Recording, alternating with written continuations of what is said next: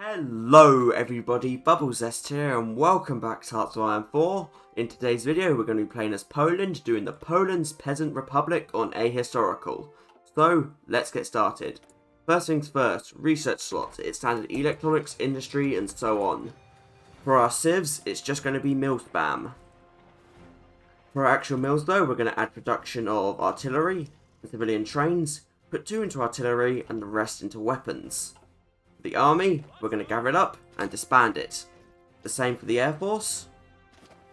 Do we have enough civs for an intelligence agency? Yes we do, so let's create one. And that is pretty much all of our prep out the way. So all that's left to do now is our focus, organise the peasant strike, and go up to speed 5, and begin.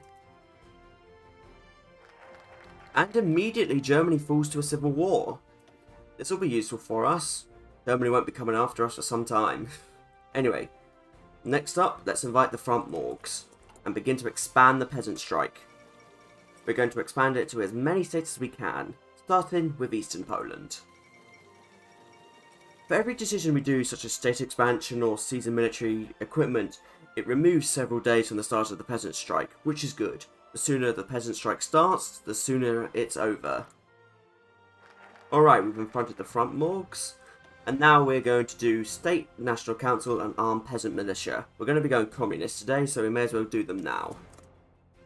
And hey, we can start wooing general staff. We may as well. More generals for us, pretty good. It feels good to be doing a state expansion game and not have someone contest me.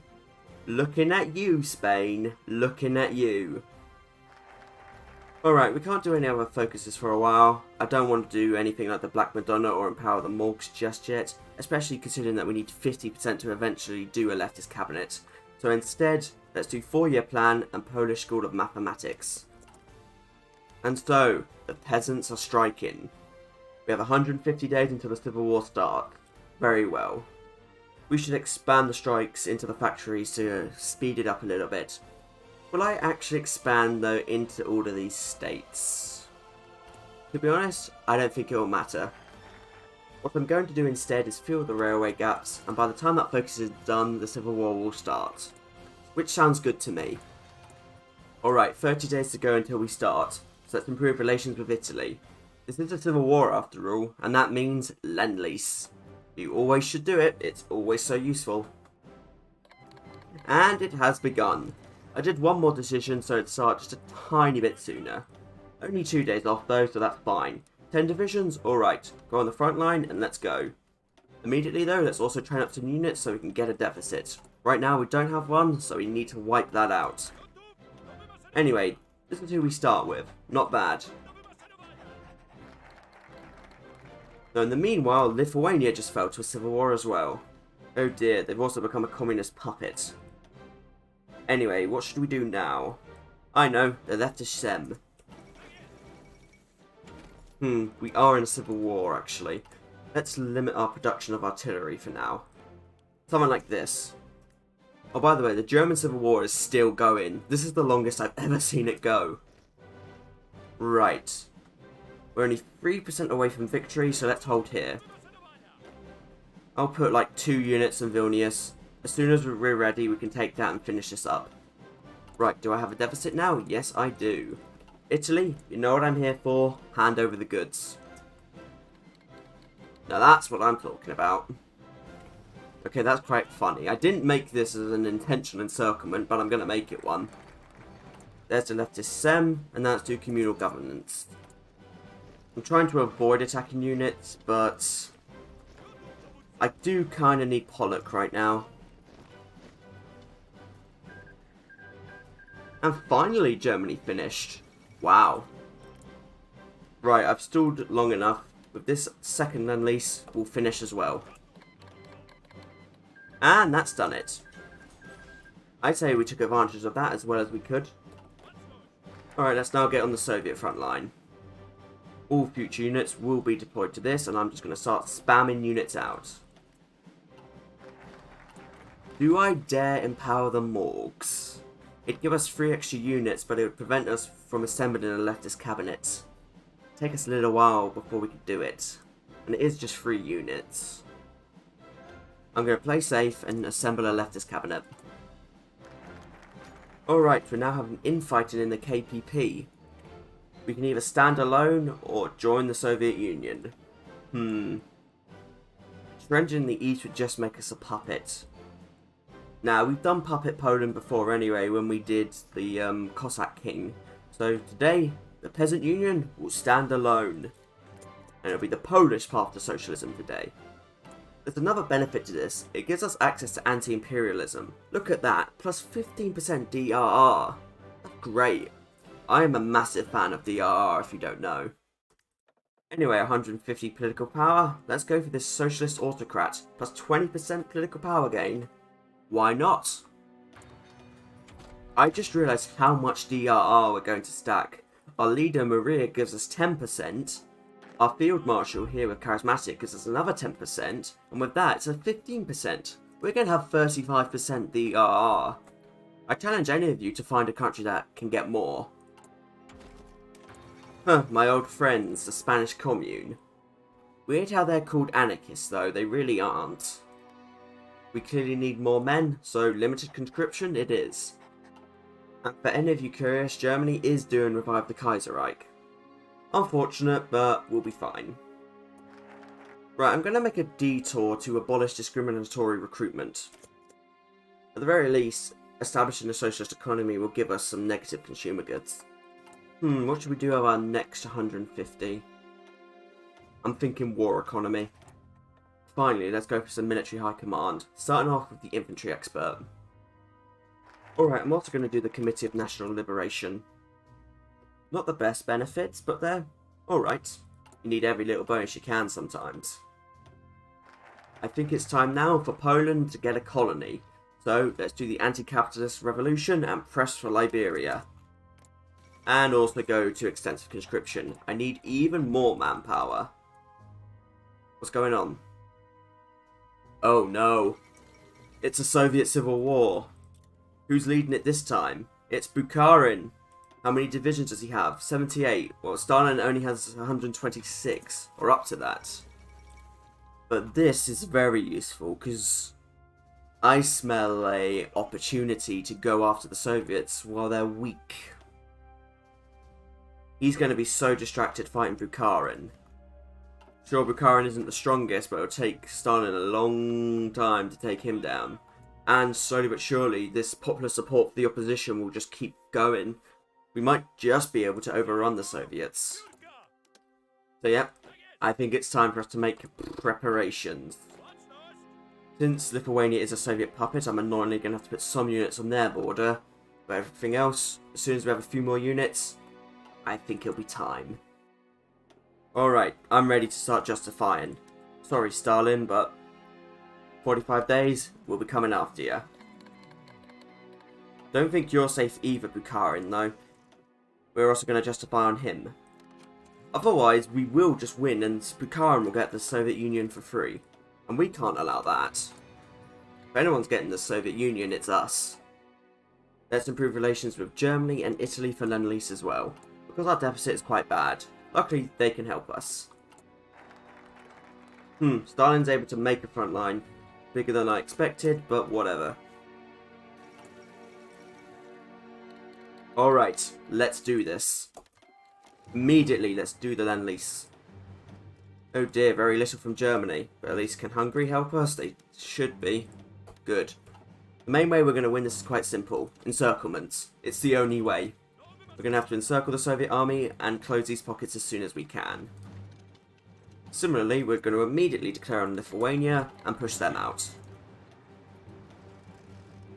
Already? Pretty good, pretty good. What's Stalin's surrender limit at? Minus 39%. Damn. He'll pretty much fall if we breathe on him the wrong way. I'm still going to be training up more units though, we are going to need them. The cavalry we're training up is actually for blitzkrieging basically. There will be massive gaps in the front that we just have to take advantage of. Probably should have trained up cavalry sooner, but whatever. I'm sorry Bukharin, but it's for the greater good. Imagine being Trotsky right now trying to figure all of this out. And nice, Lithuania's been encircled. And capitulated too. We were just about to close the pocket around Kiev. Nice. 2 little encirclements. Let's also try and encircle Odessa. Our units are badly supplied, but they'll do. They'll do. And good, Lithuania is completely cleaned up. 24 are now available.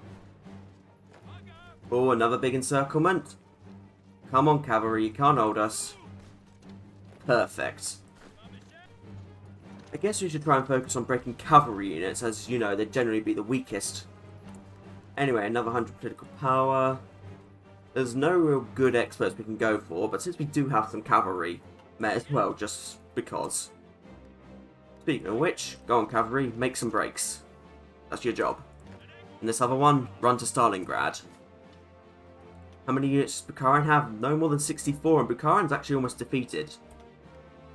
I actually would prefer that, if they manage to defeat him. Come on, Stalin, that'd be useful. Stalin has... Actually, no, do I want that or not? No, I probably don't, do I? I probably want Bukharin around. Right, I'm going to send the cavalry to run to Moscow, see what they can do. Looks like we can link up this front line, though. Already about to go to Leningrad. I'm expecting some units there, though. Yep. Okay, I'll just cut it off. Now, it's the biggest encirclement so far. Nice. We're also taking Sevastopol, and so the Soviets are 60% of the way. Alright, so what does Liberia say? Probably no. No, that's a surprise. They said yes. So did Stalin just fall? Yes, I think Stalin just fell. Yep. That's very good. It's better that we got Bukharin to win in this situation. Otherwise, Stalin would have remained around and Stalin wouldn't have had that minus 39% surrender limit. Now we can just take Bukharin ourselves. He has no more than 67 divisions. Oh, this is going to be easy. In fact, it's going to be even easier because we're doing this focus, support colonial strikes. Read that right there. Daily compliance plus 0.15. That is so strong. You would not believe it. This focus right here basically means garrisons are irrelevant to us. Which is perfect. So Bukharin, let's see what you're made of. Right now I just need to clean up these weird little exclaves. And again, this is why we declared war on Bukharin. Otherwise we would have had a very, very weird situation where Bukharin would have just gotten the entirety of the Soviet Union back. End of the Soviet Civil War, in name only. I guess for Stalin, the news that Liberia was about to join us was just so debilitating he surrendered. Funny, Bukharin's capital is in Tashkent, just like that one time where we did that video. Already he is 50% of the way there, pretty much. Almost want to do some collabs now, but I can't. What I can do, though, is break their cipher. I've been breaking their ciphers this whole time. And still, old habits die hard. Best thing to do is encirclements. And nice, first little encirclement. Bukharin at this stage, 47 divisions. Really just a matter of time. And patience. Yeah, I've made a right mess down in the Caucasus, because there's no victory points left, so I'm just going to keep moving. Yes, I know, towers themselves are worth half a victory point, but considering the circumstances where Bukharin gets stronger the longer we leave him, I'd rather just keep moving. These cavalry are going to be so useful since they can move pretty much the same speed in the snow. Somehow there's still a battle for Moscow right now. I swear at several points I actually left Moscow undefended. I don't know how Bukharin didn't notice. Perfect. Right, what focuses should we do now? Let's bypass clampdown on Danzig. We own different ports now. Let's do National Defense Fund, minus 15% consumer goods. My units have made it to Murmansk, which I think says it all. You can also, finally, now that I think of it, lift embargo economy. Export focus. We are 14% away. If only it wasn't winter, and then this would actually be quick. Now we just need to start pushing into the steppe. There are plenty of victory points down here. And let's break that cipher again. Not that it really matters. 14 divisions.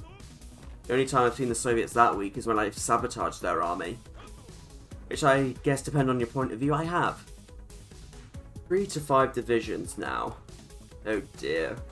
I hope you weren't very comfortable in that seat, Bukharin. I really hope. Oh, what's happened here is, because we reached 100% royal tension, mostly due to us, Greece justified in Albania for northern Epirus, and because they were still guaranteed by Italy, who is now at war with everyone, but is in the Greater Asia Coast prosperity sphere, Albania is now in an alliance with Japan. HOI4, sometimes, HOI4. You know what, Hellas? You got this one. You got this. Come on, march on Tashkent. Germany demands Memel. Well, considering they get a war goal against us and we're very, very distracted, yeah, I'm gonna fold on this one. Oh well, we should still be able to make the Commonwealth. Yep. Come on, just 1% more. Bukharin is just hanging on by stubbornness, but I think that's the end of him. The SSR has capitulated. We could puppet them, get a lot of equipment, manpower and stuff from them, but we also have that compliance gain, so take all states it is. Oh, garrisons are going to be fun, but we'll be fine. That is one huge Polish peasant republic. Look at us. Green stretching from Poznan all the way to Vladivostok. Oh god, we have a massive gun deficit. Just gonna have to delete a few armies, I think, for now. May have to delete a few more. There we go, that's a bit more manageable. With things like our spies and root out resistance and the compliance gain, we'll eventually get this under control. It ain't great, but we'll be fine. But I think this is where we're going to call this here. This has been a very, very fun game as the Polish Peasant Republic on Ahistorical. I haven't done an Ahistorical game on this channel for like over a year, so it's been very good to do it again. I don't often do it for achievement guides because it's too inconsistent for me to recommend. Ahistorical can just go in any direction, so most of the time I just play safe and do it on Historical. But when I just want to do a game like this, Ahistorical is fun. Very fun. If we were going to continue this, well, I probably should have actually finished getting the Mida Morze, but whatever.